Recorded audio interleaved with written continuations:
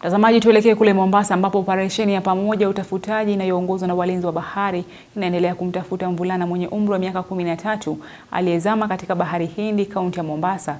Yamkini kijana huyo alizama alipokuwa akijaribu kumwokoa mwanaume mwingine aliyekuwa anazama katika ufuo wa Madhubaha, eneo la Kibokoni, kaunti ya Mombasa.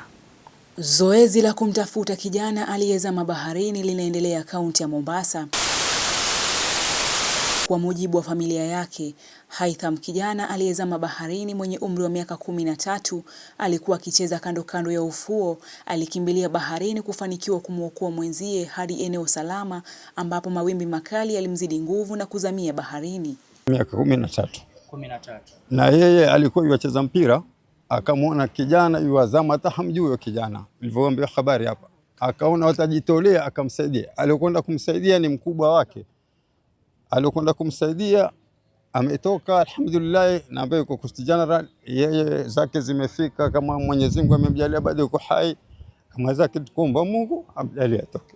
Baba yake Haitham Salim Islam akieleza matukio yaliyosababisha mauti ya mwanawe, alisema kuwa alipokea simu iliyomfahamisha kuhusu mkasa huo na kuelekea eneo la tukio ambapo shughuli za uokoaji zilikuwa zinaendelea. Nilipigiwa simu nikaambiwa kuwa kijanangu wamezama.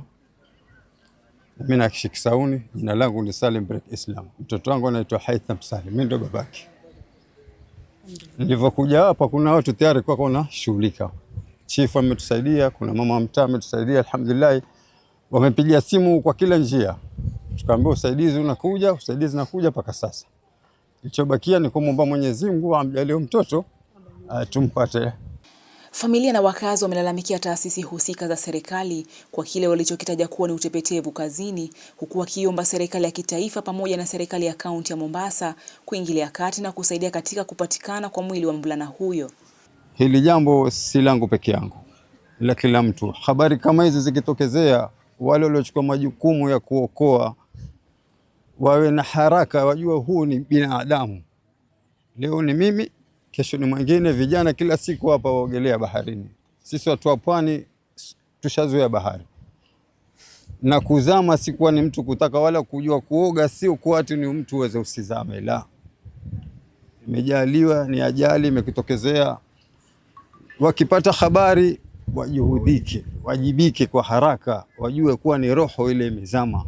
Waweza kuja kwa mtu kabla hajakata roho yake. Sisi tunaona nchi za wenzetu ambao si Waislamu, wakipigiwa simu utaona mahelikopta, maambulesi, manini, wana haraka kufuata ule binadamu. Sisi hapa kwetu kuanzia saa 9 walikuwa hapa kapiga simu zikatufikia sisi, wakaja chifu yuko hapa kuanzia saa 10 shughuli, kuna watu kwa shughulika hapa kuhusu hiyo jambo. Maana mpaka ule akapata usaidizi akapelekwa Coast General. Tayari kuna usaidizi hapa ambao waendelea. Kuna watu walijaribu, kuna kijana maskini alijaribu kuogelea hapa kumtafuta lakini hakumpata. Ni masikitiko kwa serikali ya Kenya kwa ujumla kwa haya yaliyotokea kwa ajili miongoni ya watoto wetu. Mimi ni mmoja ambaye watoto wangu huja kuogelea hapa. Nimetishika haya mambo yalivyotokea kuanzia saa 8 eti mpaka sasa hakuna serikali imetukua hatua yote kwa kiumbe ambacho kimepotea. Lakini mimi nalia na Coast Guide kama mzazi. Mumefeli Coast Guide na tunalia na nyinyi. Na tunawakujia huko mulipo. Hii ni roho ya mtoto wetu. Mimi kama mama nalia kama mwenzangu alioko nyuma kule. Wallahi wa billahi, twaja kwenu Coast Guide na taja kuambia kwa nini mumefanya namna hii.